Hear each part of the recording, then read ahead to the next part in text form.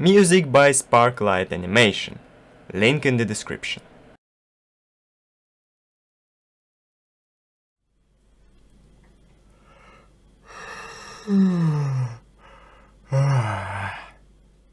People don't like changes. We're worried about something different, something new. When you see this green seeker for the first time, you will probably think this is an acid storm. Because we get used to classic G1 looks of these giant little plastic robots. And the Bumblebee movie gave us a fresh look to these classic G1 designs. Well, of almost every character we've seen in the movie. And today we're gonna talk about one of the characters that takes something from the other universe, not only G1.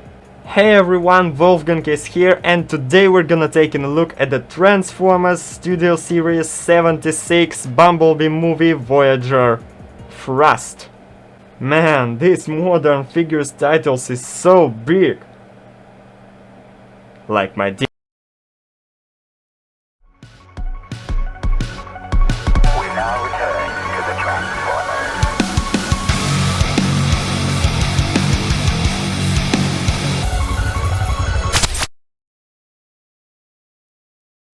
First of all, let's take a quick look at the packaging. This is a pretty standard box for the Studio Series line, but the only thing that I want to put the attention on is the box art. I like the colors on it way more than the actual figure. It's just the same problem that Starscream has. The figure's colors looks very cartoony, but maybe it's just my personal complaint. By the way, figure looks pretty good in hand. Oh wait, how can I forget? Right in the box we have this awesome and very useful backdrop, with the same image that almost every B-movie figure has in Studio Series. For the accessories we have this big cannon done in green and black. It plugs right into his hand and covers half of the forearm, and I really like this way of weapon holding, because it looks like the cannon is the part of the arm and not the separate piece. My only complaint is the peg is too short, so it holds in hand not enough securely, but it's not a critical issue. Also we have two small black guns that can plug into the wings by these ports. It holds pretty well, but if you plug it into these 5mm ports, it will pop off very easily. And also you can plug it into his hands, but it's kinda weird looking. And what is also weird about these guns and figure in general, the guns can plug into the shoulders or the forearms. Yeah, this Seeker design doesn't have a classic no race.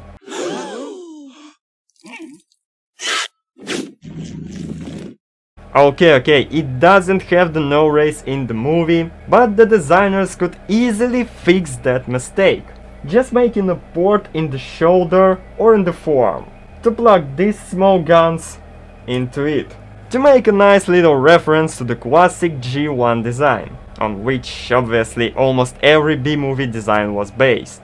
But this character's design based not only on G1. Do you remember G1 Thrust? What is similar between those two designs? The cone-looking hood around the head and the Seeker design based on Starscream's.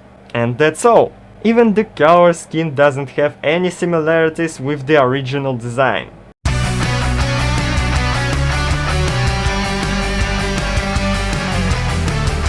Ah, they finally remember about the Unicron trilogy.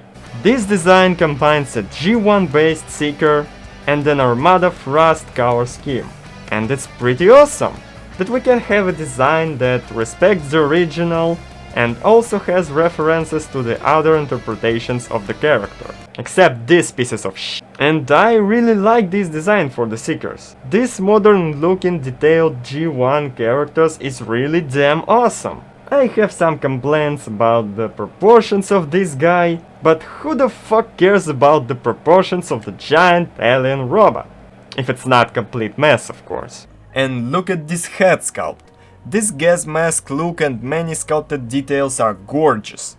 Primus bless Hasbro for giving this guy Blitzwing's head with a brutal face mask and not Starscream granny face. And I love these open detailed hands, instead of usual fists with the port. I really like how this figure looks, except the cartoony colors, but it's not so critical. It feels very solid and almost doesn't have a floppy joints. Almost. And his stand's not so stable as I want it to. And if we start talking about the joints, articulation wise. The head is on a ball joint, it can move up, rotation is limited by the hood. Shoulders can rotate in a full 360, arms can move out. You have bicep swivel and very nice elbow bend. Hands can move down for the transformation. Waist rotation is very limited. Legs can move forward for a good kick, back movement is limited by the back kibble. You have hip rotation, slightly over 90 degrees of bend at the knee, and a beautiful pivot. And if you tilt the foot enough, you can move it up and down. Also, you have articulated wings, more for the transformation, but you can use it in the robot mode. Posability of this figure is good, a little bit limited in some joints, but you can make a pretty dynamic poses. And that's it for the robot mode. Again, this is a great figure with nice sculpting, beautiful and durable painting, and a good amount of articulation. Now let's see the transformation and the alt mode.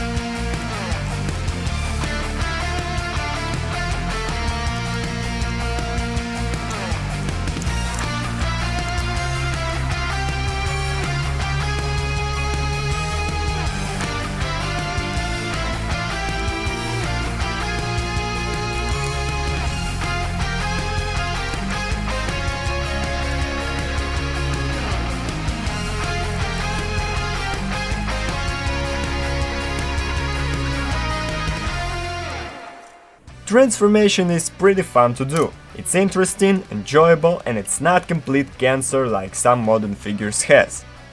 Almost every component of the alt mode stays nice and secure, except these little flap panels that opens by itself if you accidentally push these panels, but it's not critical. And here we have the alt mode. This Cybertronian jet looks excellent. Again, this is a perfect representation of the classic G1 Tetrajet. You even have an articulated wings that you can set in one of two possible positions. I also freaking love that this figure doesn't have a fake cockpit. Even the masterpiece Starscream with all his budget can't do this. Figure for $30 absolutely destroyed another for 300. Think about it. And this weapon storage is damn awesome. No, I'm not talking about these little stupid no-race replacements, I'm talking about this big gun, that perfectly integrated in the jet mode. It has a port for a stand, and it's also securing the underside cable in position. Oh. Many people complain about it, but me personally, I don't see anything bad here. It's the alien jet, blять, stop crying about the kibble. Because in general it's very cool and screen accurate jet. It feels solid in hands and I even like to play with it. And this is all I need from the Transformer toy. I can totally recommend this figure to buy, even if you already have Starscream and Blitzwing. They look amazing together. Frost is a good figure. It's solid, it's posable and it's fun to mess with. And this is one of the coolest Seeker design ever. Hope you enjoyed this video, and I'll see you next time. Till all are one.